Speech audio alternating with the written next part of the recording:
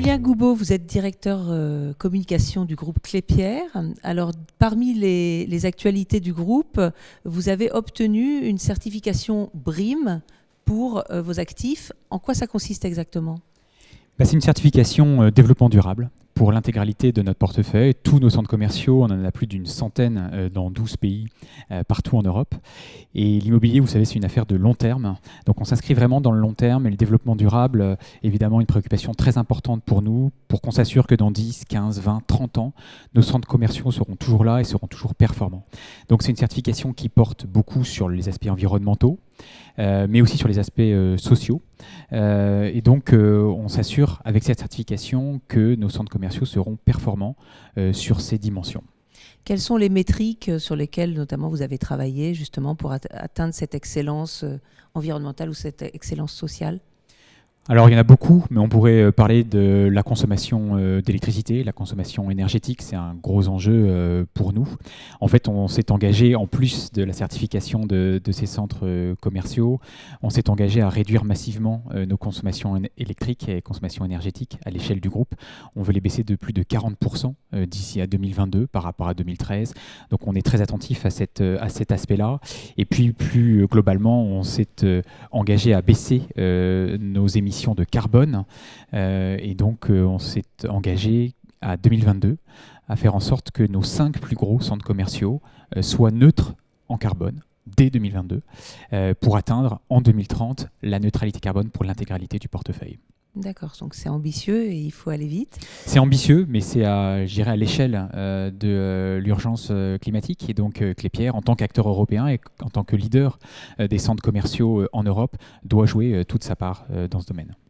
Alors justement, on est aujourd'hui dans une journée où on s'interroge sur le futur de la ville.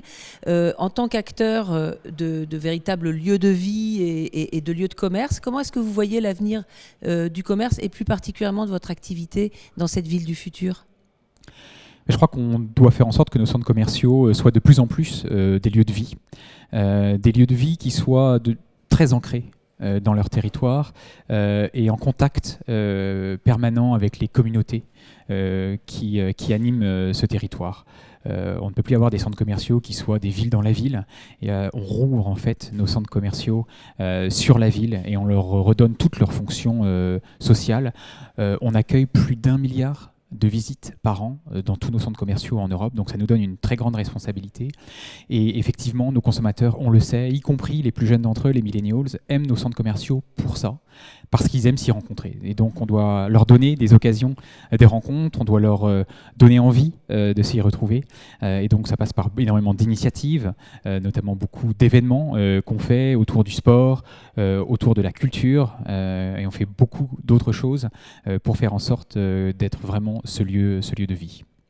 Alors, si on devait suivre une actualité de Klépierre en 2020 ou un sujet à suivre sur lequel vous mettriez la lumière ? La lumière, c'est le cas de le dire, puisque c'est Créteil Soleil. En fait, c'est l'un des fleurons de notre portefeuille. C'est l'un des meilleurs centres commerciaux en France. Il accueille plus de 21 millions de visites par an. C'était aussi un des plus anciens. Il a été ouvert en 1974. Et donc, on a en fait inauguré tout récemment une extension de 12 000 m² qui est un peu le concentré du centre commercial du futur. On a métamorphosé en fait ce centre commercial et on est en train par ailleurs de le rénover intégralement. La rénovation sera finie en 2020 et donc je crois qu'il faut aller voir ce centre pour voir ce que c'est qu'un centre commercial du futur, effectivement, qui est très attaché à sa fonction sociale, à sa fonction territoriale. Et si j'en juge par le succès de cette inauguration, le succès notamment sur les réseaux sociaux, mais également entendre les consommateurs qui découvrent ce nouveau centre, ce centre métamorphosé, je pense qu'on a réussi notre pari. D'accord, donc à suivre en 2020. Tout à fait.